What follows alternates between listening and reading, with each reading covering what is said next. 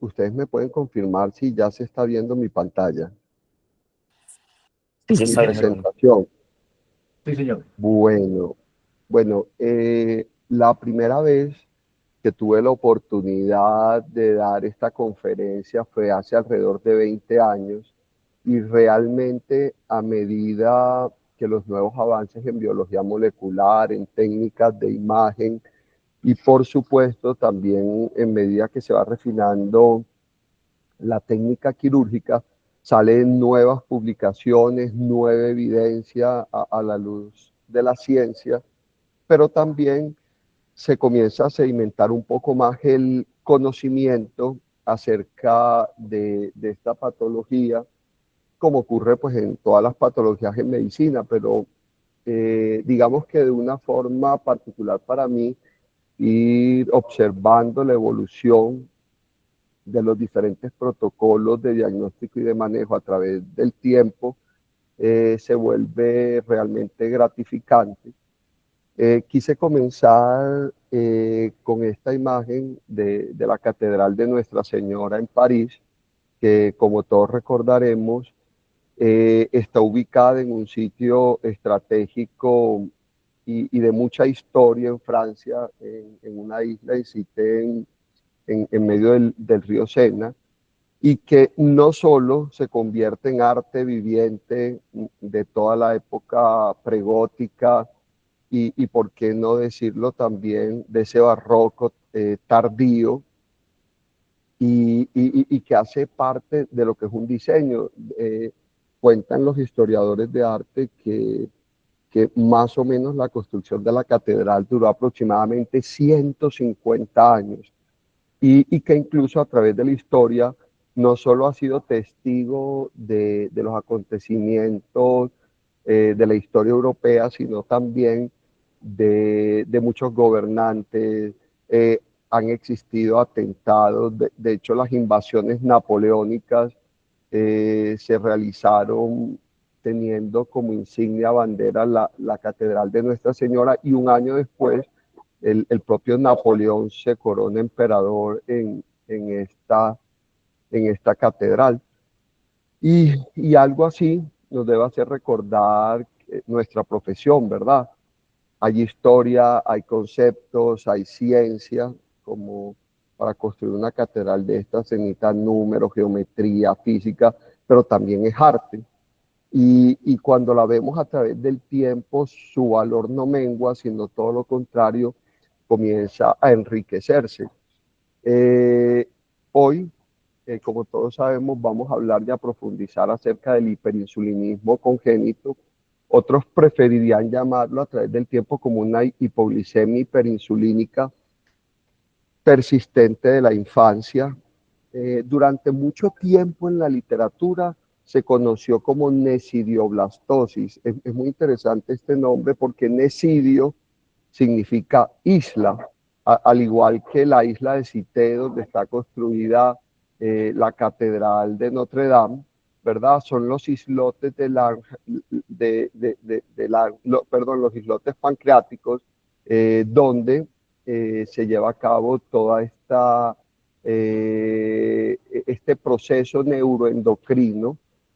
Todos sabemos que el páncreas no solo tiene funciones exocrinas, sino también endocrinas, y una de las moléculas protagónicas es la insulina. Entonces, el hiperinsulinismo congénito, además de ser un desorden clínico, también es un desorden genético, como lo desarrollaremos a lo largo de esta conferencia. Va a estar caracterizado por una hipoglicemia persistente de difícil manejo. Tiene diferentes espectros de alteraciones dependiendo del gen involucrado y de la mutación comprometida. Y aquí hay una idea central que es también para llevar. La intervención temprana previene complicaciones. Y como veremos también a lo largo de la presentación, a través del tiempo cada vez aparecen nuevos fármacos, nuevas terapias no quirúrgicas, pero entre más hipoglicemias haga el niño no controladas, mayor daño neurológico, mayor número de trombosis, de los vasos venosos.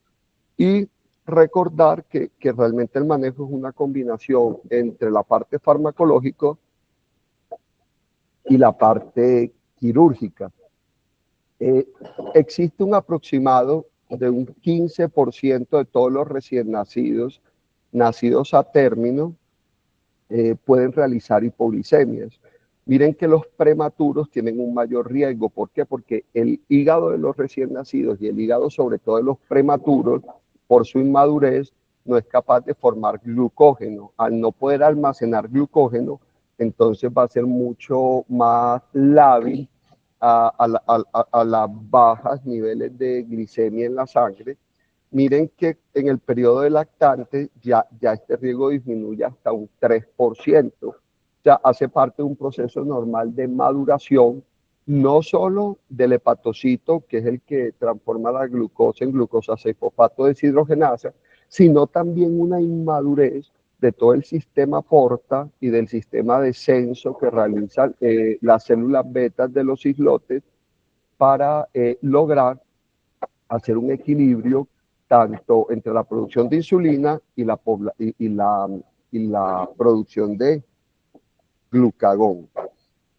Bueno, entonces cuando hablamos de hipoglicemia hiperinsulínica persistente de la infancia o necidoblastosis, hablamos de una incidencia realmente muy bajita. Es una enfermedad huérfana, por definición huérfana, por su baja incidencia, por su alto costo y además por el compromiso genético.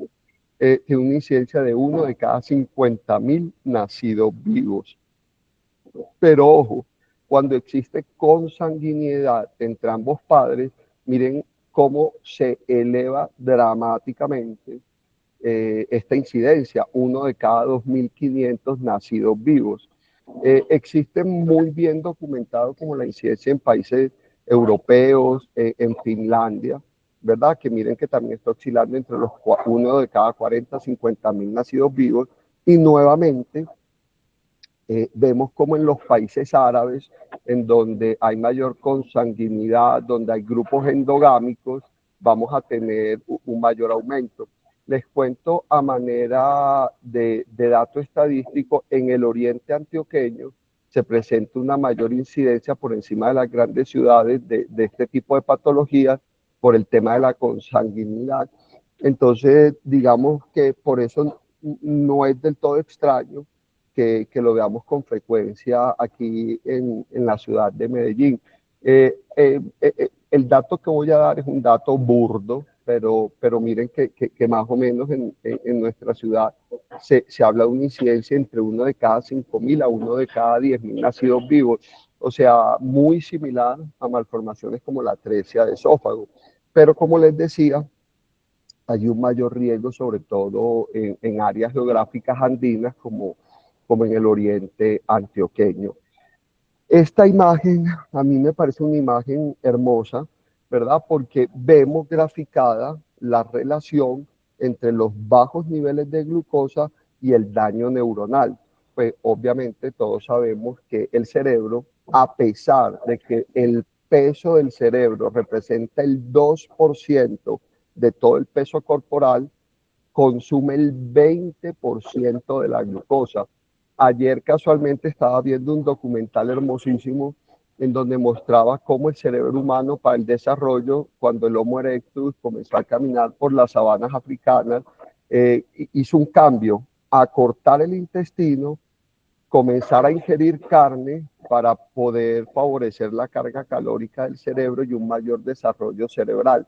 Entonces, por eso nuestro intestino es más corto que el de los animales vegetarianos y lógicamente cuando dominamos el fuego y comenzó la cocción de los alimentos y el uso también de utensilios, lanzas, cuchillos, pudimos preprocesar muchos de estos alimentos, sobre todo de origen proteico. Entonces, cuando tenemos glicemias o cuando el neonato tiene glicemias por debajo de 60 miligramos decilitro, comienza a presentar síntomas. Cuando está por debajo de 50 miligramos, se ha documentado alteración de los potenciales evocados y cuando estamos por debajo de 40, o sea, eso equivale más o menos a 3 desviaciones estándar, podemos hablar ya de daños y cambios irreversibles en el cerebro. Por eso al principio de la conferencia yo les decía, hombre, está bien que le demos oportunidad al tratamiento farmacológico, pero también hay que determinar rápidamente si la terapia farmacológica va a fallar, tratar en poco tiempo tener la ayuda de imágenes y la parte genética para lograr hacerlo de forma adecuada. Bueno, yo les voy a pedir excusas por algunos conceptos demasiado básicos que quiero tocar en mi conferencia, pero son fundamentales para poder entender no solo la fisiopatología de la hipoglicemia hiperinsulínica, sino también para poder entender un poco el manejo farmacológico y el manejo quirúrgico. Y pido excusas porque realmente esta primera imagen es muy elemental. El páncreas humano, los islotes, censan los niveles de glucosa en la circulación portal y de una forma especial de la circulación venosa y arterial que viene del páncreas, ¿verdad? ¿Eso qué quiere decir? Que no solamente va a censar la parte de la circulación portal, de la irrigación que viene de los intestinos, sino también del sistema porta del lado esplénico. Cuando él hace ese primer censo, que dice el páncreas, niveles de glucosa están altos, están bajos o están normales. Cuando los niveles de glucosa están bajos, obviamente el páncreas disminuye la producción de insulina, aumenta la del glucagón, le pide al hígado que transforme el glucógeno en glucosa, que es la glucogenólisis, y de esta forma se libere glucosa al torrente circulatorio. Lo contrario sucede cuando tenemos altos niveles de glucosa. El páncreas le dice al hígado, señor hígado, yo necesito que usted me almacene glucosa en forma de glucógeno, ¿verdad? Que sería la glucogenogénesis, o en el caso de formación de lípidos, sería la formación de la lipogénesis e incluso en algunos casos hasta de formación de proteínas, pero realmente la gran mayoría se va a la producción de grasa. ¿Qué es lo que pasa? Que un recién nacido no tiene grasa, tiene muy poquito tejido celular subcutáneo y como el hígado es demasiado inmaduro, no es capaz de producir glucógeno. Definitivamente esto es lo que permite la vida para que exista ese equilibrio transmembranal entre el espacio extracelular y el espacio intracelular. No solamente podemos ayudarnos de la difusión y de la ósmosis, que sería transporte pasivo, sino que realmente necesitamos un transporte activo mediado por esa molécula de la vida, que es el ATP. ¿Qué quiere decir eso? Que para que exista vida necesitamos un trabajo útil, transformar esos fotones de energía que viene del sol primero en las plantas y en los almidones en forma de glucosa, pero en nuestro cuerpo ese ATP se forma a partir de glucosa que en presencia de oxígeno y liberando ácido pirúvico entra a la mitocondria en forma de acetilcoenzima A, entrando al ciclo de Krebs del ácido tricarboxílico, ¿verdad? Entonces, de este ácido básicamente es una reacción de oxidación, reducción, ¿verdad? Y en ese proceso de oxidación, reducción, se liberan los famosos FAT y NAD reducidos y oxidados. Al liberar hidrógenos, estos hidrógenos van a nivel de la parte transmembranal de la mitocondria, activar la fosforilación oxidativa y esa fosforilación oxidativa pega un átomo de fósforo al adenosin difosfato y se da origen al adenosin trifosfato. ¿Qué sucede? Que en situaciones de anaerobiosis, en falta de oxígeno, vamos a liberar ácido láctico y se va a ir por una vía alterna en donde se va a producir menos oxígeno, pero va a activar la beta oxidación y la proteólisis. ¿Por qué creo que es determinante que recordemos estos conceptos? Porque la insulina no solamente actúa guardando glucosa en la célula, sino que además bloquea la producción de glucosa a partir de los ácidos grasos y además de bloquear la glucosa a partir de los ácidos grasos, va a frenar la proteólisis. Traducción, guarda glucosa, pero frena la producción de esta a través de los almacenamientos corporales.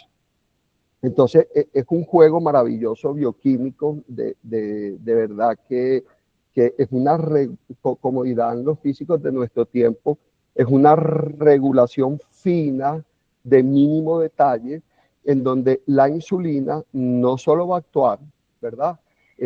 Produciendo glucógeno a nivel hepático que se va a transformar en grasa, los famosos hígados grasos, sino que además va a frenar la beta-oxidación. Esa palabra beta-oxidación ahorita está de moda porque hablamos de la dieta cetogénica, 18 horas de ayuno para perder tiempo, y cuando hago ayuno prolongado, al haber hipoglicemia, entonces se comienzan a liberar ácidos cetósicos en la sangre y entonces comenzamos a sacar glucosa de depósitos grasos, ¿verdad? Pero cuando yo tengo un hiperinsulinismo, esto se frena. Entonces, realmente, en el caso del niño hiperinsulínico, ninguno de estos mecanismos van a funcionar. Y al no funcionar, la glucosa cae, el glucógeno sigue guardado en el hígado y la grasa sigue guardada, y quien se va a dañar es el cerebro. Bueno, entonces entrando un poquito más en lo que nos gusta, que son valores clínicos, realmente, por decirlo de alguna forma, un número aproximado perfecto de glicemia debería estar oscilando entre los 70 a los 100 miligramos decilitros. Cuando los niveles de glucosa en el recién nacido están por debajo de 70 o por debajo de 60, ¿qué hace el cerebro? Activa a nivel de la CTH, a nivel central del eje hipotalámico hipoficiario, la estimulación de la suprarrenal para que se produzca cortisol y para que se produzca epinefrina. Traducción, es una situación de estrés. Por eso cuando tenemos hambre nos ponemos mal geniados, a la defensiva, y además se liberan factores de crecimiento. Entonces, cuando en un recién nacido tenemos valores de glucosa por debajo de 70 y 60, el niño se pone irritable, el niño llora, el niño pide comida, y en el caso del lactante va a comenzar a estimular la producción de glucagón para que el glucagón saque glucógeno del hígado y lo transforme en glucosa.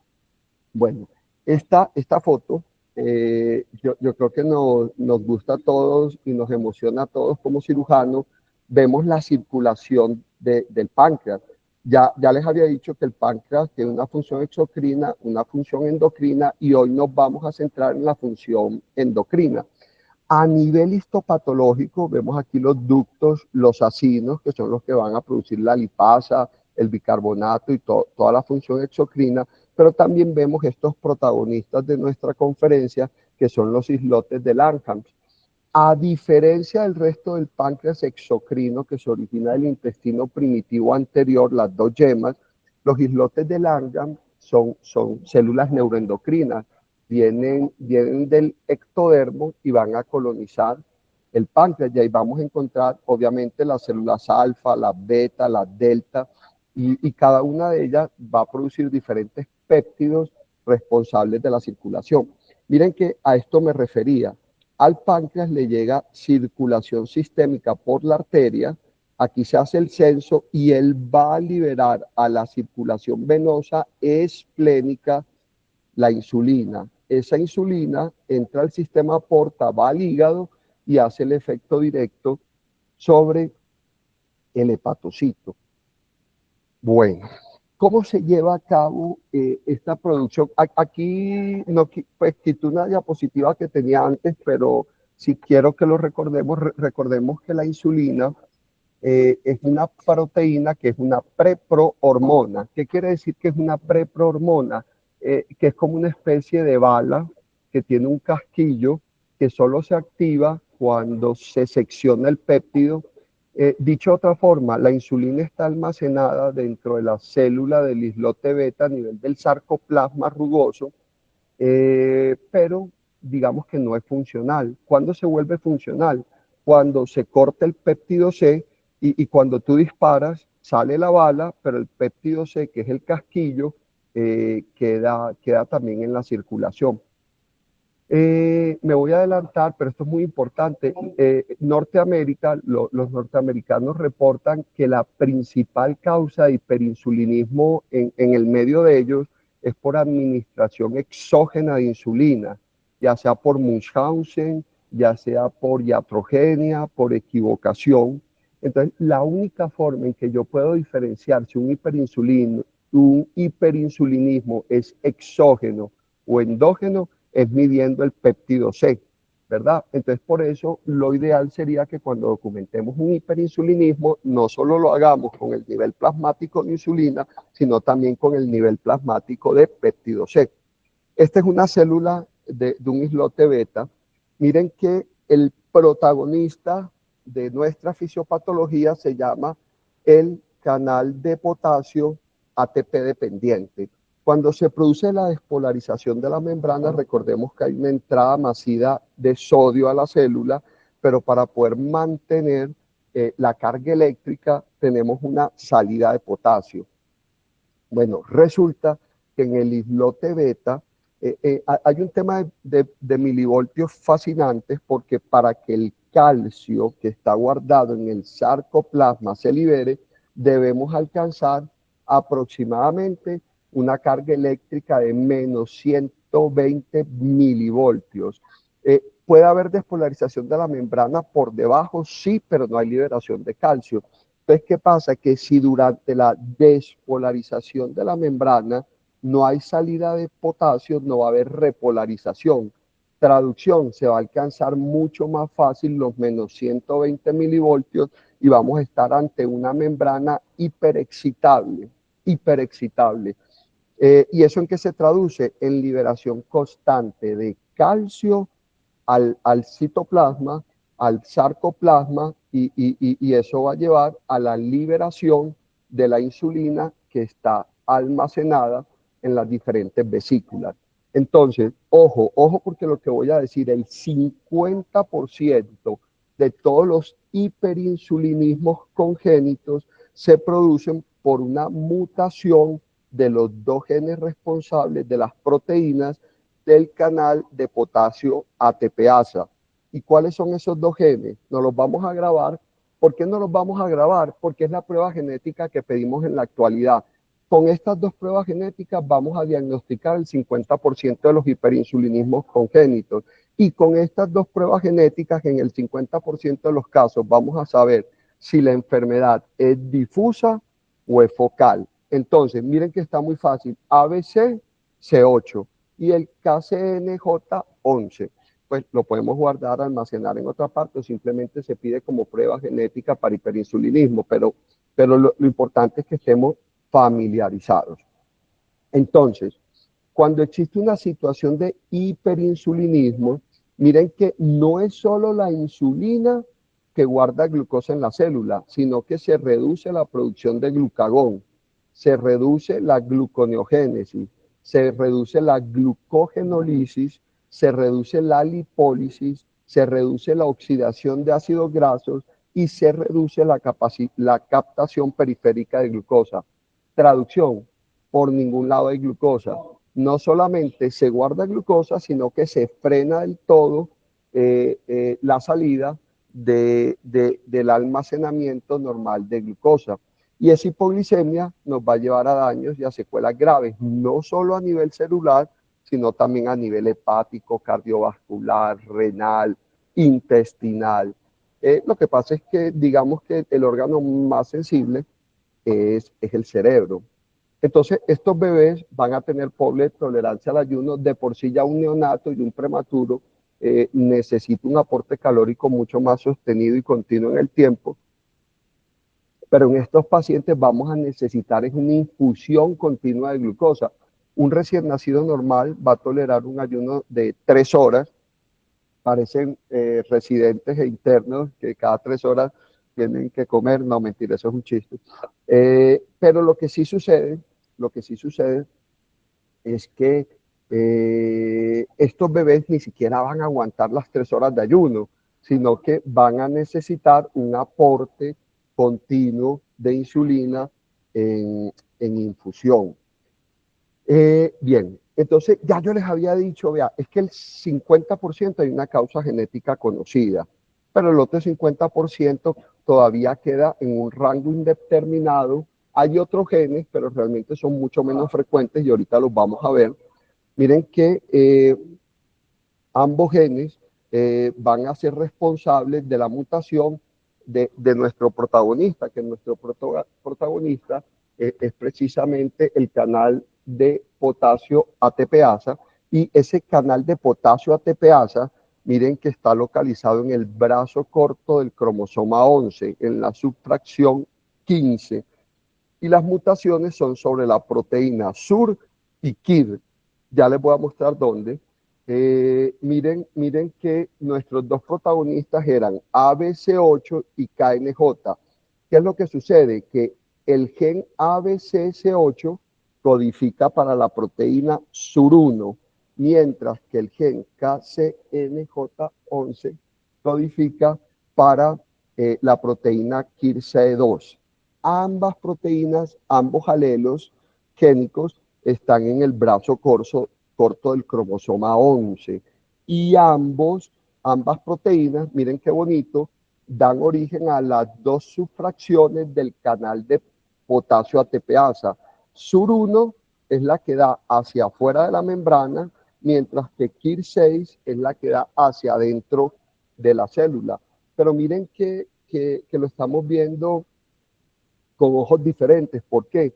Porque mientras ABC8 codifica para SUR1, que da hacia afuera de la membrana, KCNJ11 codifica para KIR6, que da hacia adentro de la membrana. Para efectos prácticos, la primera mutación corresponde a la forma difusa de la enfermedad y es autosómica dominante. Para efectos prácticos, KCNJ11 corresponde para las formas focales de un gen de herencia recesiva. ¿Por qué tenemos que saber esto como cirujanos? Porque cuando a nosotros nos llegue la mutación ABCC8 positiva, probablemente voy a estar ante una enfermedad difusa, y probablemente si este paciente no responde al diazóxido, entonces este bebé va a terminar en una pancreatectomía subtotal. Mientras que cuando yo tengo la mutación de KCNJ11 y sospecho que hay una enfermedad focal, voy a tener que apoyarme en la prueba de la L-Dopa para conocer cuál es el lugar focal de mayor hiperactividad y poder planificar una pancreatectomía focal para el manejo de la enfermedad. Bueno, entonces también existen otros genes, no me quiero detener en los otros genes involucrados porque tienen menor frecuencia, pero también está el gen de la glucoquinasa, que miren que también va a estar en el cromosoma 7 a nivel de la subfracción 15. También podemos tener mutaciones de la glutamato deshidrogenasa. También miren que en el síndrome de Beckwith-Wiedemann vamos a tener un mayor riesgo de hipoglicemia por hiperinsulinismo. Pocos casos de Beckwith-Wiedemann terminan en pancreatectomías, pero recuerdo tal vez en este momento 2 o 3 casos que hemos tenido a lo largo de estos 20 años, en donde niños con Beckwith-Wiedemann no respondieron al diazóxido ni al manejo con octreotide y terminaron en cirugía. Y ojo, también las neoplasias endocrinas múltiples no se ven en bebés tan chiquitos, realmente se ven más en niños más grandecitos, pero también es por hiperglicemia. Yo creo que este sería el resumen de toda nuestra fisiopatología. Miren cómo vemos eh, estos genes involucrados, como ABC8, KZJ11 actúan sobre las dos subfracciones de la proteína de la potasio ATPasa. ¿Por qué quise volver a traer eso? Porque el diazóxido, ¿verdad?, va a actuar directamente sobre la estabilización del canal de potasio ATPasa. Por eso algunos niños con hipoglicemia hiperinsulínica, que son respondedores a diazóxido, lo que ayuda es a la salida de potasio, no lo deja bloqueado, bajando la hiperexcitabilidad de la membrana. Entonces miren qué imagen tan bonita, el diazóxido va a actuar a nivel de la potasio ATPasa, en la salida de potasio. El octreotide, que es otro de los medicamentos que utilizamos en nuestros pacientes, ahorita vamos a hablar más de él, no actúa sobre potasio ATPasa el canal, sino sobre el canal de calcio. Al actuar sobre el canal de calcio, disminuye la concentración de calcio dentro de la célula y por ende la liberación de estos factores. De hecho, es la misma razón por la cual lo utilizamos en pacientes con fístulas enterocutáneas y en otras enfermedades de hiperproducción de algún péptido a nivel gastrointestinal. Entonces, diazóxido en la bomba sodio, en la bomba potasio ATPA, celostrótide en la entrada de calcio. Entonces es muy interesante. Miren, aquí vemos las vesiculitas de insulina cuando se liberan a la circulación sanguínea. Bueno, entonces, este es como un resumen de esas mutaciones. Volvemos, soy reiterativo, la idea de esta es que nos acordemos la relación entre estos dos genes, ¿verdad? Y cómo explican toda esta alteración. Miren que me encanta esta publicación no es tan reciente, pero es la única que hay en Colombia, en nuestro medio, en el Hospital Pablo Tobón Uribe, lo lideró la doctora Verónica Abad y la doctora Carolina Jaramillo. Se hizo una caracterización genética de los pacientes con hipoglicemia hiperinsulínica en diferentes centros de la ciudad y miren que ellas separaron, tomaron 20 pacientes con el diagnóstico, separaron los que eran respondedores a diazóxidos y los que no, y buscaron las diferentes mutaciones. ¿Y qué terminamos encontrando? Que en nuestro medio, miren que existe una mayor incidencia de la mutación del gen ABCC8 sobre la mutación de KCNJ11. ¿Esto cómo se puede explicar? Hombre, se puede explicar porque primero ABCZ8 es autosómica dominante, la otra es autosómica recesiva y probablemente esa es la caracterización de nuestra población. Después de uno escuchar toda esta fisiopatología, a veces uno se sienta abrumado, como en el 2019, que la Catedral de Notre Dame sufrió un incendio. Dicen o se especula, o el informe oficial que se dio, fue que este incendio que destruyó no solo una reliquia religiosa, arquitectónica, histórica, se debió a un accidente durante una reparación en una de las torres de Notre Dame, produciendo daños graves. De hecho, el daño de esta basílica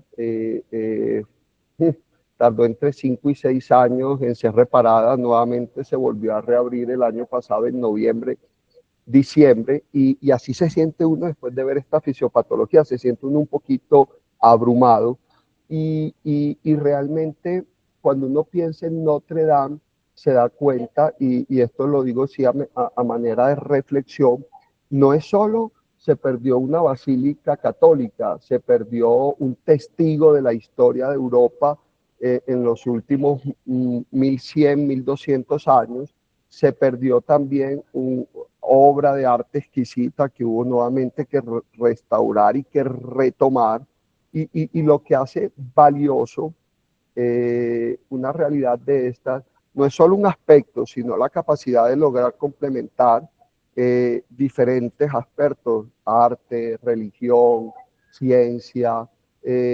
Para nosotros como cirujanos, el hecho no solo de ser capaces de operar, sino de diagnosticar, de conocer la fisiopatología, la epidemiología, siempre va a enriquecer nuestra percepción de la enfermedad. Bueno, entonces vamos a hablar un poquito como tal ya del enfoque diagnóstico de nuestros pacientes. Entonces vamos a tener primero un paciente hipoglicémico, que va a ser hipoglicemias por debajo de 60 miligramos decilitro, un paciente que puede llegar a tener incluso alteración de los potenciales evocados. Aparte de eso, vamos a ver que este bebé va a tener una glucogenólisis disminuida, una glucogenosis disminuida y además puede estar asociado a otras enfermedades metabólicas. Entonces, algo muy importante, cuando yo estoy ante una hipoglicemia, ¿qué es lo primero que debo hacer?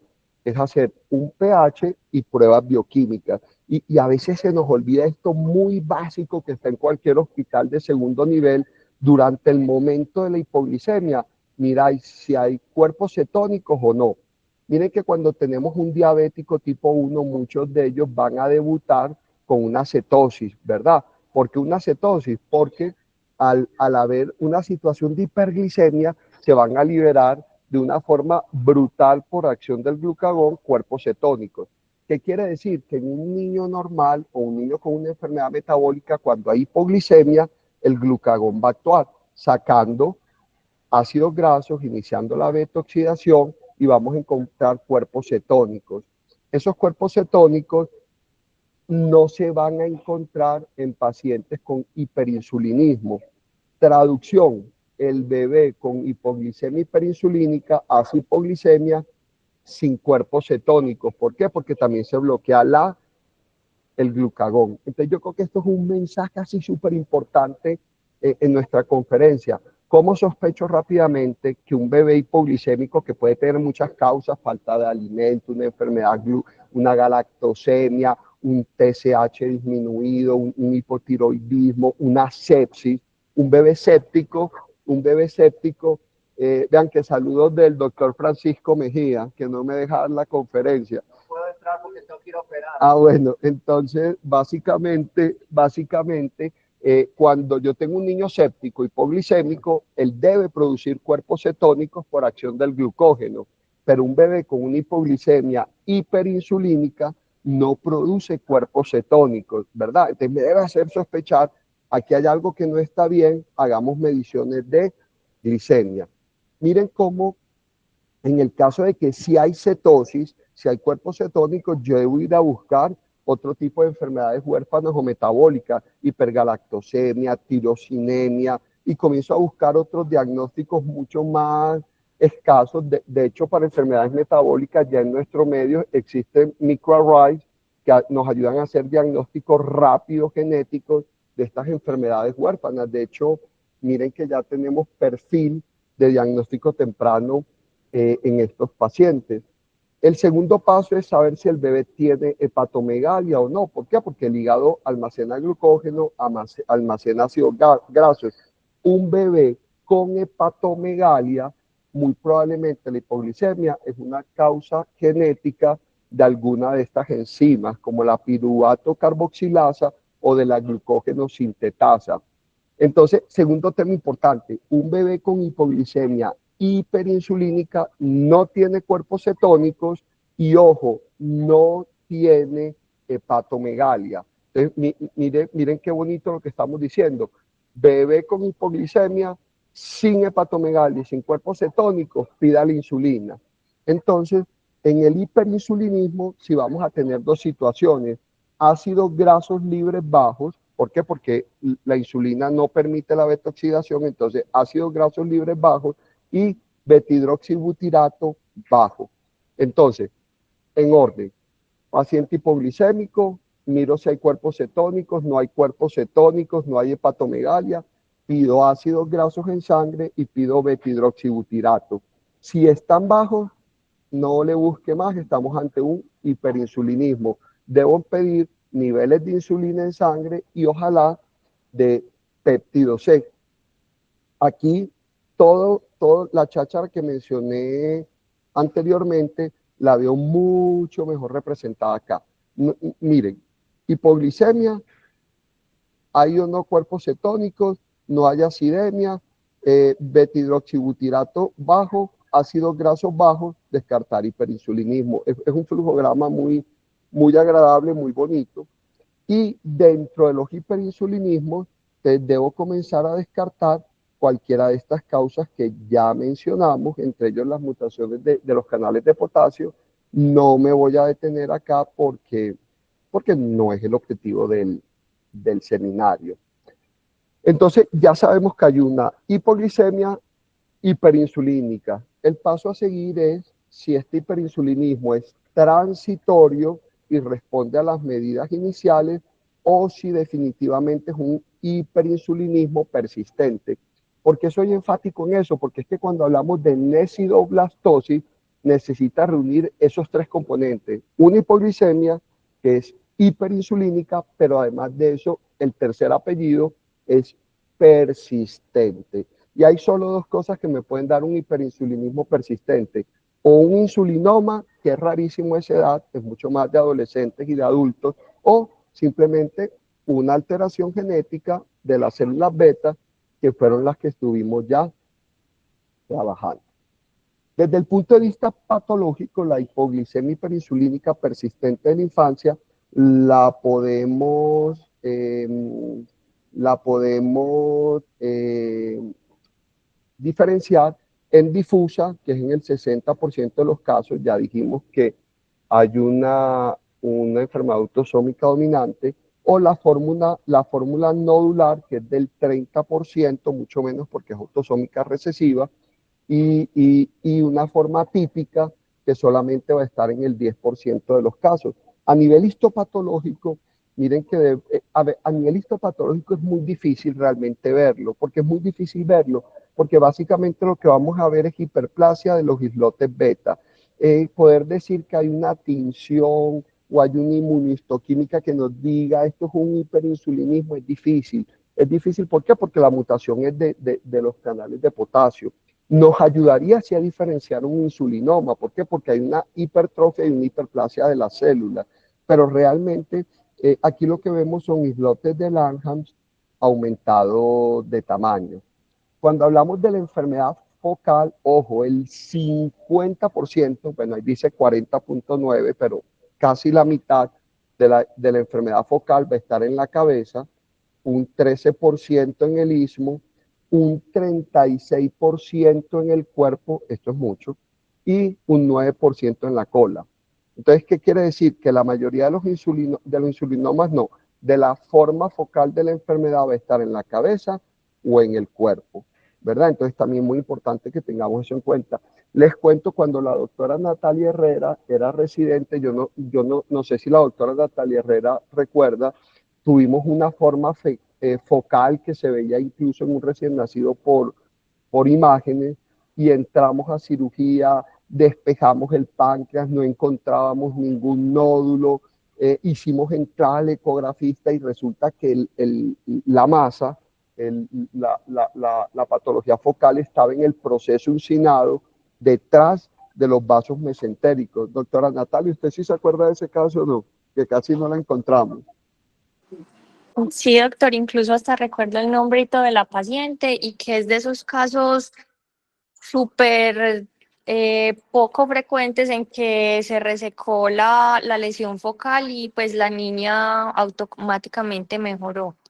Sí, y por ejemplo, muchos grupos, esta semana tuve la oportunidad incluso de hablar con el doctor Pablo Laje, que trabaja en Filadelfia, y ellos, por ejemplo, a pesar de que muchos otros grupos recomiendan el abordaje laparoscópico, el grupo de Filadelfia es un poquito más cuidadoso en recomendar la laparoscopia, porque ellos dicen que tocar con la mano el cuerpo del páncreas puede hacernos ayudar también a localizar lesiones focales. Por ejemplo, yo recuerdo mucho este caso porque es que no se veía, no se tocaba, le tocó al ecografista encontrar y decir, no ves que hay una lesión detrás de los vasos mesentéricos. Pues la verdad, a simple vista, era muy difícil lograr verlo. Yo les voy a mandar este cuadrito por WhatsApp que resume como todos los criterios diagnósticos, pero realmente es repetir lo que ya dije. Eh, Miren que clínicamente hablando, el neonato va a tener todos los síntomas de hipoglicemia. La hipoglicemia da síntomas inespecíficos: letargo, irritabilidad, el bebé no es capaz de succionar, se pone cianótico, hace apneas, taquipneas, incluso hipotermia, ¿verdad? Presente el recién nacido, puede llegar a tener inconsciencia, convulsiones, coma, muerte, diaforesis, temblores, taquicardia, ansiedad. Los que en algún momento han tenido la oportunidad de experimentar una hipoglicemia se darán cuenta de esto. Este es otro aspecto importante. Estos bebés son, yo no me atrevería a decir macrosómicos, sino que ganan rápidamente peso. Si un recién nacido gama entre 700 y 800 gramos al día, estos bebés, como comen todo el tiempo, o peor aún, necesitan infusión de glucosa todo el tiempo, la insulina hace que se almacene en el hígado, pero también en forma de grasa. Entonces, literalmente los bebés con hiperinsulinismo son bebés obesos. Pues yo sé que suena muy burdo ese tema, pero ganan peso rápidamente en forma de grasa. Entonces, son bebés que ganan peso demasiado rápido. Este estudio son diferentes publicaciones de metaanálisis donde muestran los daños cerebrales de estos bebés. Entonces son bebés con compromiso de potenciales evocados grandes, que han ganado mucho peso. Entonces, estos bebés necesitan incluso un flujo metabólico constante de glucosa de 6 a 8 miligramos kilo minuto. Y miren todo lo que ocurre, ¿verdad? Toda una alteración a nivel metabólica. Además, pues esto no se menciona mucho en la literatura, pero lo quiero decir, esa infusión constante de glucosa es muy parecido a cuando se da NPT constante. Acuérdense que eso lleva glucoronización de proteínas. Yo no sé si ustedes recuerdan las bases de Chief y los productos de Amadori, traducción, las glucoproteínas se glucoronizan más y eso vuelve fofas, las inmunoglobulinas, los leucocitos, son pacientes que se inmunosuprimen por NPT prolongada. Cuando uno ve NPT, miren que pacientes con NPT prolongadas o con glicemias no adecuadamente tratadas comienzan a producir inmunosupresión. Como estos bebés, para poder compensar la hipoglicemia, los mantiene uno con un flujo metabólico altísimo de glucosa, se comporta de esta manera. Entonces son pacientes que van a tener como estas características, todo el tema de la TSH, del cortisol va a estar alterada. Aquí para recalcar lo del péptido C, si en nuestro hospital tenemos la posibilidad de hacer un péptido C, vale la pena siempre hacer la medición.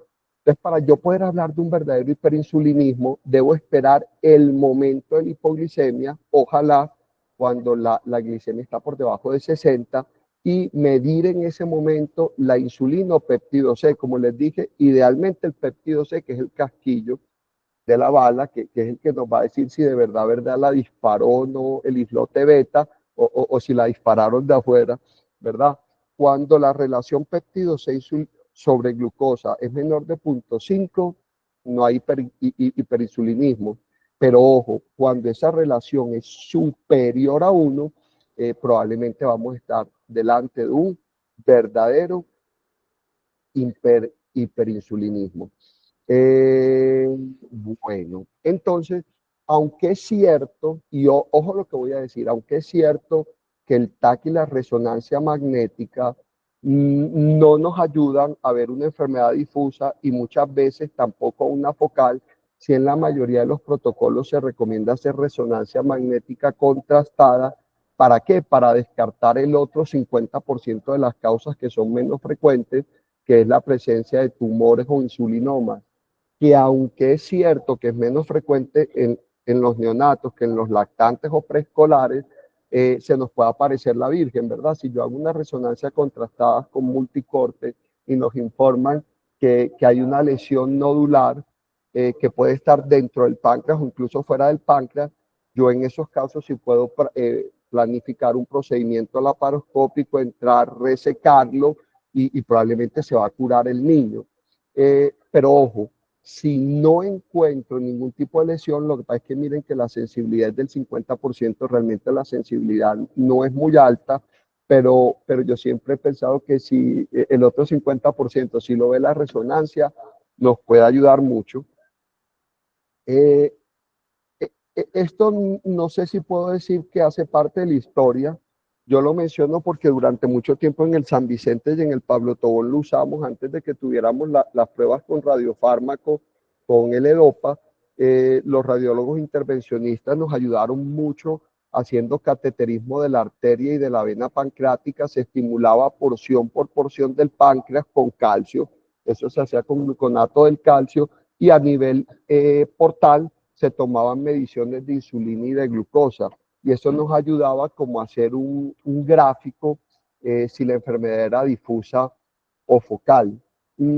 Realmente las publicaciones más sólidas se tuvieron por allá hasta el año 2015, 2016, ya después la L-Dopa desplazó todo esto, tenía un inconveniente, era un procedimiento invasivo en un neonato, el bebé se anemizaba, había que transfundirlo, existía el riesgo también de trombosis.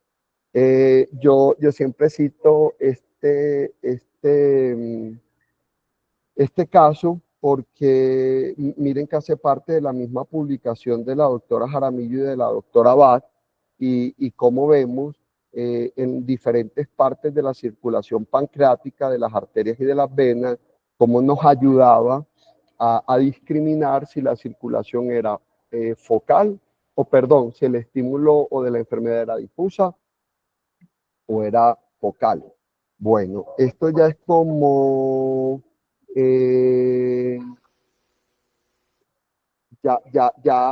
yo no diría que es el futuro, ya es el presente. En nuestra ciudad ya tenemos la posibilidad de realizar el 18-fluorodopa, ¿verdad? Que es un PET-scan que básicamente se le administra al bebé, un radiofármaco que tiene afinidad por los islotes, ¿verdad? Y básicamente que nos permite ver si hay una captación difusa del páncreas o si hay una captación focal. Realmente en paralelo deberíamos solicitar la prueba genética que se demora 15 días pidiendo los dos alelos responsables del 50% de las mutaciones, y además podemos ganar tiempo. ¿Cuál es el problema con el fluorodopa? Que es un péptido muy inestable, muy costoso, y que muchas veces abrir una sola ampolla para un solo bebé termina no siendo costo efectivo. Por eso muchos centros intentan primero agrupar varios niños, 2 o 3 niños mínimo, antes de realizarlo. Sin embargo, ahorita, hace poco me comentaban que en el Pablo Tobón, como existe central de mezclas, ellos como que ya han logrado como separar esas ampollas tan costosas para poderlas usar en menor dosis en estos pacientes, y que no se pierda el metabolito, que realmente importarlo es muy costoso. Y miren qué bonito, aquí como vemos una enfermedad focal en la cabeza. Ya yo les había dicho que casi la mitad de las lesiones focales son en la cabeza. Miren aquí otras imágenes de fluorodopa, cómo se muestra la captación a nivel de la cabeza del páncreas. Entonces, miren que lo primero es diagnóstico de glicemia hiperinsulínica. Hacemos una prueba terapéutica si responde o no al diazóxido. La dosis de diazóxido va entre 8 miligramos kilo día hasta 20 miligramos kilo día. ¿Qué dice la mayoría de los estudios? Que cuando ya no responden por encima de 10, 15 miligramos 15 días, probablemente tampoco va a responder por encima de 20. Entonces, hay una primera diferencia: ¿responde o no a diazóxido? Si no responde a diazóxido, prueba genética, fluorodopa, y ya diagnosticar si es focal para resección parcial o si es total o difusa para la pancreatectomía total. Si es respondedora a diazóxido, podemos esperar un poco. Si hay una buena respuesta por debajo de 10 miligramos kilo y se va desmontando, la mayoría de estos pacientes logran desmonte del diazóxido y solo necesitan terapia médica. Pero, ojo, cuando no se logra desmontar por debajo de los 10 miligramos, ahí sí, de una forma más tardía, podemos pedir la prueba genética y la 18-fluorodopa para lograr establecer si la enfermedad es difusa o es focal. Bueno, en esto no me quiero detener, pero sí creo que es importante para los estudiantes y para los internos. Hombre, si yo tengo un bebé hipoglicémico, acordarnos que puedo coger glucosa al 25%, comenzar una infusión en bolo inicial de 200 miligramos por kilo para corregir la hipoglicemia, y sí dejar una tasa en infusión de 8 miligramos kilo minuto para poder mantener los niveles de glicemia. Si definitivamente no responde, le puedo colocar hidrocortisona, que es una hormona del estrés, para que me ayude a sacar glucógeno y ácidos grasos de la célula. Puedo darle una dosis de 80 miligramos por metro de superficie cuadrada. También se recomienda que la dieta de estos bebés sean preferiblemente proteínas de origen vegetal y preferiblemente de carnes blancas, que son las que van a favorecer la proteólisis y no dañar el riñón. Y cuando inicio la administración del diazóxido, acuérdense que yo les había dicho que el diazóxido actuaba a nivel del canal de potasio ATPasa, sobre todo cuando hay mutación de SUR1 y de CAT3, que es el ABC1 y AJ11P, ¿verdad? El problema del diazóxido es que uno de sus principales efectos colaterales es la alteración hidroelectrolítica. ¿Por qué? Porque recordemos que en el túbulo contorneado distal del riñón está la sodio-potasio ATPasa, que ayuda a la recaptación de sodio y eliminar potasio. Si yo aumento la excreción de potasio, estos bebés me van a hacer una alteración hidroelectrolítica a nivel renal, y por eso se recomienda el uso de hidroclorotiazida, que ustedes saben que es un diurético ahorrador de potasio, a diferencia de la furosemida, que por eso no usamos furosemida, sino hidroclorotiazida. ¿Para qué? Para evitar una hipocalemia del recién nacido y de esta forma retengamos potasio. Efectos colaterales del diazóxido, al igual que el monuril, ¿verdad? Va a producir hipertricosis, pero también puede producir hipotensión, leucopenia. La nifedipina es un calcio antagonista que, al igual que el octrótide, miren que la nifedipina va a actuar sobre el canal de calcio. ¿Cuál es el problema? Que la nifedipina va a producir, es interesante porque ayuda a estabilizar la entrada de calcio a la célula, pero puede producir hipotensión porque es un antihipertensivo.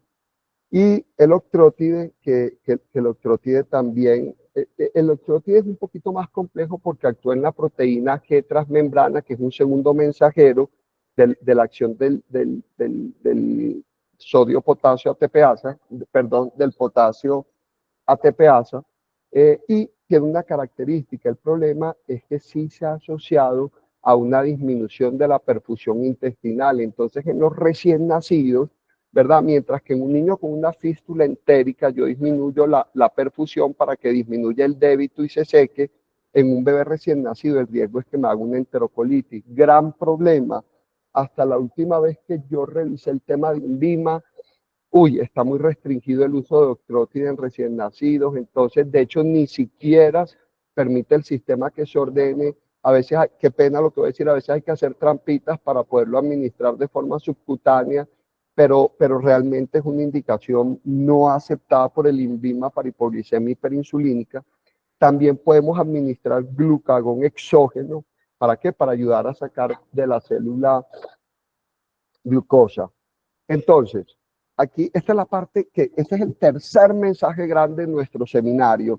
Hombre, no nos demoremos en el diagnóstico. A veces vemos niños de 3, 4 meses hospitalizados con flujo metabólico, con diazóxido, con octreótide, pero ojo, los termina matando. Ojo, el riesgo de decidir el manejo médico, y sería muy bueno que los endocrinos nos escucharan. Claro, a los cirujanos nos gusta operar, pero el riesgo del manejo médico en el tiempo es la sepsis por catéter, la trombosis de las venas, la disfunción hepática, porque estos bebés van a terminar haciendo hepatopatía, la diátesis hemorrágica, encefalopatía y obesidad mórbida. ¿Qué quiere decir? Claro, inicialmente le vamos a dar la oportunidad del manejo médico, diazóxido, pero ojo, mientras yo inicio el manejo médico, si no hay respuesta inmediata al diazóxido, pídale pruebas genéticas, L-Dopa, y no deje un bebé acostado 2 meses, 3 meses con diazóxido indefinido, cuando la prueba terapéutica nos mostró desde el principio que no va a responder en el tiempo. Ahora, si hay respuesta por debajo de 10 miligramos de diazóxido día, listo. Pero si es un bebé que definitivamente tenga una enfermedad genética confirmada y que no responde, el problema es que cuando ya yo quiero operar el paciente, ya va a ser muy difícil. ¿Por qué? Porque va a estar séptico, va a estar trombosado, va a estar hemorrágico, va a estar encefalopático, como que ya para qué. Entonces, también hay que aprender a decir cuándo vamos a operar al paciente. Entonces, ¿de qué va a depender la cirugía? Bueno, la cirugía va a depender si estamos ante una enfermedad focal o ante una enfermedad difusa. Eso es lo primero. Segundo, es un bebé que no responde al tratamiento médico, al diazóxido, que necesita dependencia continua de glucosa, que no dura ayuno de 2-3 horas, sino que necesita glucosa constantemente. Y que ya estamos en la dosis máxima de medicamentos. Como les digo, la literatura habla de 20 miligramos kilo día de diazóxido. Muy importante, siempre tener la prueba genética y tener el L-Dopa. Cuando yo era residente hace 20 años no teníamos ni L-Dopa ni prueba genética. Se hablaba que por allá uno podía mandar pruebas a Taiwán, a California, pero hace 20 años esto no era real.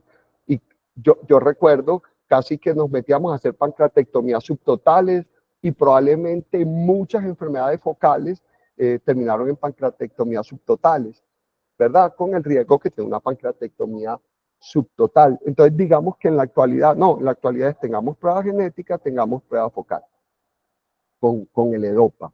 En el prequirúrgico, lo ideal es que el bebé desde 2 días antes comencemos con octreotide para disminuir la circulación pancreática, porque al movilizar el páncreas, eso va a producir una descarga de insulina como loco, ¿verdad? A veces necesitamos un cateterismo intraquirúrgico transhepático.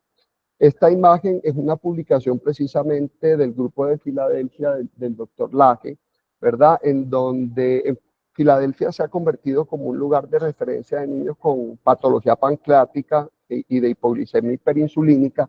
Y miren lo llamativo de todos los estados de Estados Unidos, los lugares que concentran más niños con hipoglicemia hiperinsulínica son los demócratas, o sea, donde hay mayor población de latinos.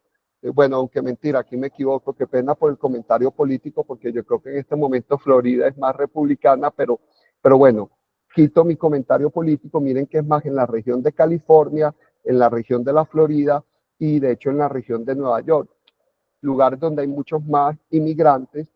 Entonces son los lugares de sitios de remisión. Cuando yo hice cirugía pediátrica, claro, incisiones transversas, ya me llamó mucho la atención que en esta última oportunidad que revisé el tema, se está recomendando más la laparotomía mediana y obviamente la mínima invasiva, pero cuando vamos a entrar, de hecho, ojo, miren lo que voy a decir, cuando voy a hacer una pancreatectomía subtotal, porque ya me queda confirmado que es una enfermedad difusa, la principal indicación puede llevarme incluso a tomar la decisión laparoscópica. En estos casos yo puedo hacer una pancreatectomía laparoscópica, pero si es una enfermedad focal y no tengo claro dónde está, como la idea es preservar páncreas, entonces esto va a pasar. Entonces, ojo, debo hacer una adecuada movilización del duodeno, del cuerpo del páncreas, proteger la circulación esplénica, magnificación es que cirugía abierta con lupa. Si es cirugía laparoscópica, pues la laparoscopia tiene un buen zoom y nos permite verlo. Normalmente a veces se puede recurrir a la ecografía intraquirúrgica, pero no es lo primero. Y el grupo de Filadelfia recomienda biopsias por congelación, pero realmente se necesita un patólogo muy experimentado, porque eso no es una neoplasia, sino que nos diga que hay hiperplasia. Entonces realmente la biopsia por congelación en nuestro medio no es la principal opción. Entonces, cuando estamos ante una enfermedad difusa y decidimos hacer una pancreatectomía subtotal, lo primero es hacer una disección de todo el cuerpo pancreático. Vamos a proteger los vasos esplénicos. Que saludos del doctor Andrés Ochoa, que lo vemos aquí en la cámara, y saludos también de la doctora Natalia Tascón. Eso. Entonces, vamos a ver que además de eso, debemos hacer una adecuada disección del arco duodenal, porque si desvascularizamos el arco duodenal, vamos a terminar con una necrosis del duodeno. Además de eso, cuando hacemos la subtotal, siempre ordeñar, esa palabra me parece fea, pero está así en la literatura, comprimir la vesícula para descartar una lesión de la vía biliar en la pancreatectomía subtotal, porque se va el 98% del páncreas. Me llamó mucho la atención porque recomiendan hacer gastrostomía. ¿Para qué? Para que durante el postoperatorio podamos garantizar una alimentación adecuada en estos pacientes. Aquí básicamente vemos la disección, abordamos la transcavidad de los epiplones, debemos tener mucho cuidado con los vasos mesentéricos, sobre todo con el nacimiento de la cólica media, y proteger la vía biliar. Miren qué bonito, aquí vemos la vía biliar con un base loop, solo quedaría este 2% de páncreas en la parte de arriba. Ya cuando hablamos de patología focal, les voy a contar que me llamó mucho la atención. Ya yo había dicho que el 40-50% de las patologías focales estaban en la cabeza. Cuando teníamos patologías focales hace 15 años, habían dos opciones, o hacer un Whipple o, hacer una pancreatectomía subtotal, pero encontré que en estos 3-4 últimos años cada vez más se habla de resecciones de la cabeza con protección o con preservación del arco duodenal. Por eso lo quise traer, porque se reseca la cabeza, se preserva la arcada pancreatodenal anteriores y superiores y posteriores e inferiores, anteriores y superiores, rama de la hepática, y las inferiores de la mesentérica superior. Y miren que hacen una reconstrucción en Cheder-Rux, se preserva la arcada duodenal, no se hace un Whipple y se hace una anastomosis de la Cheder-Rux al cuerpo del páncreas, y de esta forma evitamos un Whipple y evitamos complicaciones. Muy importante, anastomosis con monofilamentos. Ayer con la doctora Natalia Herrera hablábamos que si PDS o Prolene. Yo en los bebés creo que usaría PDS para la anastomosis, pero realmente hay un número importante de cirujanos que todavía prefieren el Prolene por el tema de que la secreción pancreática puede degradar fácilmente el PDS y provocar una fístula, dejar bien drenado. Me llamó la atención que hay grupos que no dejan drenes ya, pues yo la verdad sí me siento más seguro dejando drenes. Esta es la técnica, resección de la cabeza y anastomosis. Miren que el abordaje laparoscópico está indicado en pacientes para pancreatectomías subtotales, pero también para lesiones del cuerpo y de la cola del páncreas. ¿Por qué? Porque podemos hacer pancreatectomías distales con cierre del páncreas distal y dejarle un dren. ¿Por qué? Porque el compromiso era del cuerpo o de la cola. Miren qué bonito, este es un estudio que me gustó mucho, pues no es un estudio muy reciente, pero es del año 2020, en donde muestran las pancreatectomías distales comparados con las pancreatectomías abiertas y con resultados muy similares. Este grupo de Skodaxi, ¿verdad?, que publicó en el año 2020, que también hace parte de publicaciones del Seminars in Pediatric Surgery y que recoge gran parte de la experiencia del grupo de Filadelfia. Miren que en 20 años recogió 500 pacientes, la mitad, ya lo habíamos dicho, enfermedad focal, la otra mitad difusa, solo 37 atípicos y 16 ectópicos. Miren a lo que llegó, ¿verdad? Que las complicaciones intraoperatorias realmente no eran muy altas y las más frecuentes eran por sangrado, por lesión de los vasos esplénicos, por lesiones intestinales, aunque sigue siendo bajo la lesión de la vía biliar, sigue siendo una de las complicaciones más temidas, y obviamente la obstrucción por brida.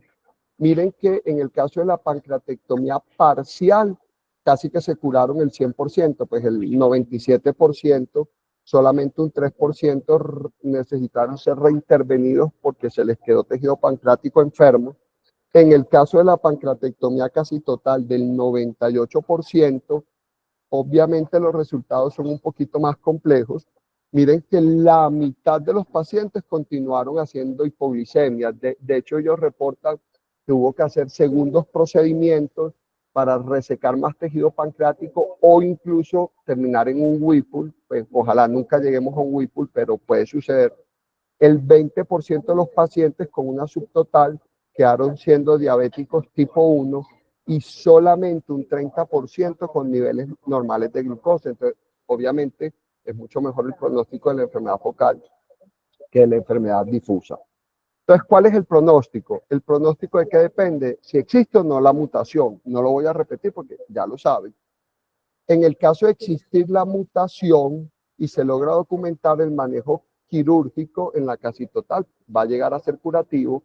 Y ojo, en el caso de mutaciones de la glucosa quinasa, que yo lo mencioné en la fisiopatología, pero no profundicé mucho, la mayoría responden bien al diazóxido y se curan sin cirugía. Por eso es importante hacer la mutación, porque si la mutación no está, ¿verdad? Y responde a diazóxido, probablemente estos pacientes no van a necesitar cirugía. Lo mismo pasa con la glutamato quinasa y con la fosfomanosa. Son pacientes que responden bien al tratamiento. La fosfatomanosa, listo. Entonces, para recordar, y aquí terminamos. Primero, el cirujano pediátrico tiene que tener conocimientos anatomofisiopatológicos para enfocar el paciente y para operarlo.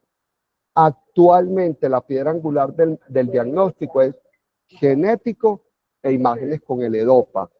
Ojo, oportunidad del manejo médico, no nos demoremos, porque la verdad le vamos a dar la oportunidad del manejo médico. No es que vamos a operarlo a la semana de la hipoglicemia, no, le vamos a dar la oportunidad del manejo con la terapia nutricional, con el diazóxido, con el octrótide, con la nifedipina, pero ojo, no demorarnos, porque si de entrada ya sabemos que fracasó, entonces en el momento que decidamos la cirugía ya no vamos a tener neuronas por las secuelas que el paciente va a tener. Ojo, la cirugía que nos gusta a todos no es un procedimiento inocuo, necesitamos un equipo multidisciplinario y soporte nutricional. Esta es mi última diapositiva. Miren que realmente lo importante en Notre Dame es lo que alberga dentro. El verdadero santuario de la Catedral de Notre Dame va a estar en los seres humanos, en las personas que lo habitan. Por eso recordemos que cada niño, cada persona es un santuario al que debemos respetar y cuidar. Muchas gracias. No sé si tenemos alguna pregunta, alguna duda, algún comentario. Doctor Garcés. Qué pena que me adelanté como a todos, pero me encantó. Y me da envidia de ustedes, envidia de la buena. Yo voy a hablar del siglo pasado, y del siglo pasado pues nos tocó un caso que nunca nos va a olvidar, y el nombre todavía me acuerdo. Rosalba era una niña de 8 años que la estaban viendo los neurocirujanos por una epilepsia intratable, hasta que algún pediatra en una de esas crisis o intrantes con que llegó le hizo una glicemia y encontramos que tenía 0 de glicemia. Estoy hablando de la década del 80, cuando apenas se diagnosticaba la cantidad de insulina, y logramos encontrar que sí, que tenía posiblemente un insulinoma, y lo llevamos así a ciegas porque las ecografías eran todavía muy inseguras, y la llevamos a ciegas y fuimos tan de buenas que nos encontramos con el doctor Francisco Luis Uribe una lesión numular como de 2 centímetros en toda la parte media del páncreas. Le hicimos la revisión local y se alivió la niña, desafortunadamente con un déficit neurológico grande. Y qué dicha podernos llegar ahora a cirugía con todas las posibilidades de que antes de eso, que saber si es difusa, si es localizada, si va a tener mutación, si no va a tener mutación, con una cantidad de cosas. Eso es espectacular, es espectacular. Qué dicha trabajar así y saber uno que puede estar como tan coordinado con las otras especialidades. Un apunte histórico también, Paul Langerhans, que fue el que descubrió los islotes, fue un cirujano, un patólogo alemán, nació en Berlín y murió muy joven. Él nació en el 48, en el 847, y murió en el 888 a los 41 años. Murió en las Canarias, donde tuvo que irse a esa edad por una tuberculosis que lo afectó y lo llevó a la tumba. Fue discípulo y colaborador de Virchow y de Haeckel. De modo que hagámosle honor al que descubrió los islotes y nos iluminó para toda esta cosa. Excelente, Abraham. Para mí fue un refrescamiento del conocimiento y enseñarme muchas más cosas. Veo que todavía se pueden aprender muchas cosas, y me siento cada vez más orgulloso de estas generaciones actuales. Nos superaron con creces a nosotros. Le decía yo al profesor Ochoa alguna vez, que me preguntó que cuando yo recién me había retirado, que quién iba a hacer la cirugía que yo hacía. Le dije, yo no sé, profesor, No tengo ni idea, pues ni me interesa. Lo único que sí sé decir, profe, es que la van a hacer mejor que yo y mejor que lo que nosotros los haríamos. Y estoy viendo eso. Eso me llena de orgullo y cada vez los quiero más. Muchas gracias.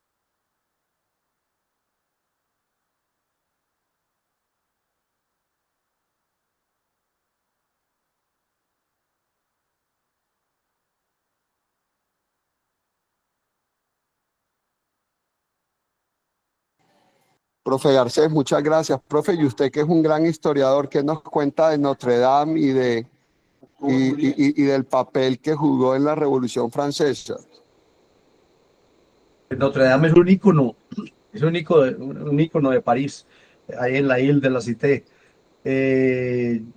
Yo estaba la última vez, en el 19, tenía mi viaje a Europa programado y tenía visita a Notre Dame.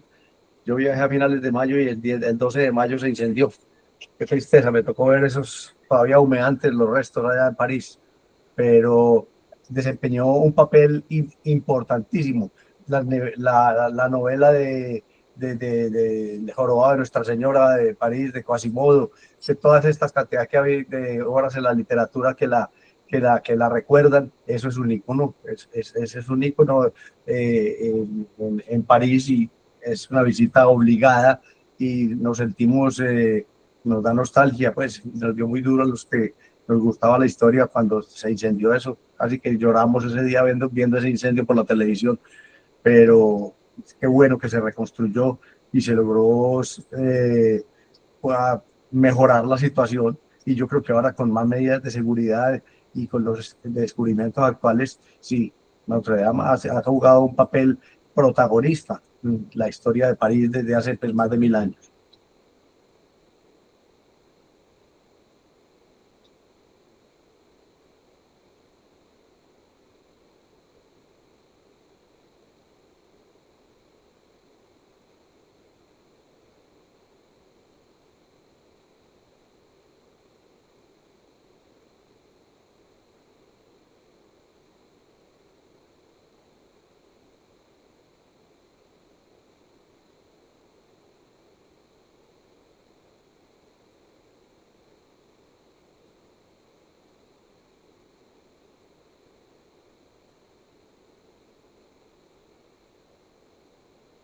No sé si hay alguna otra pregunta, duda, comentario.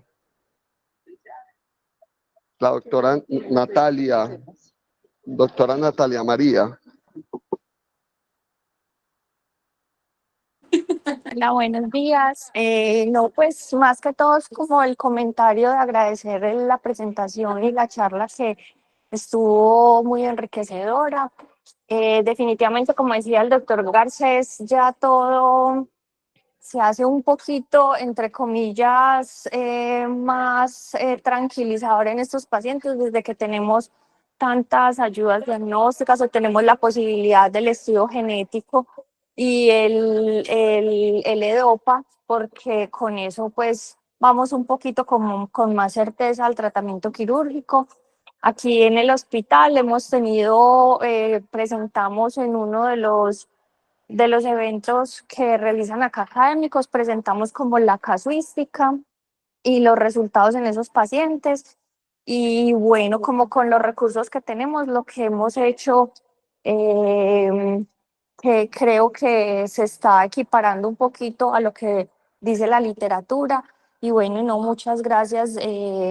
Demasiado, pues, demasiada información y como dijo el doctor Chams desde el principio, información de ciencias básicas que en realidad me considero absolutamente ignorante en todo eso, pero bueno, aprendimos mucho. Muchas gracias.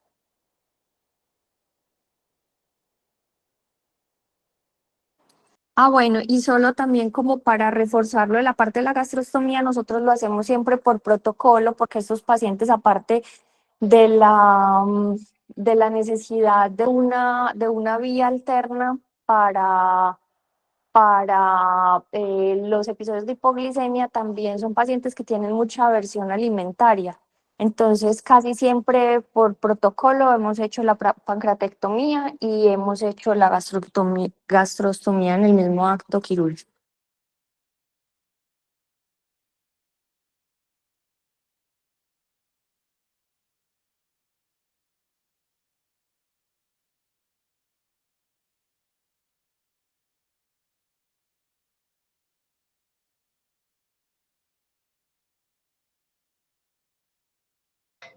Bueno, de nuevo muchas gracias a todos y muchas gracias por la invitación.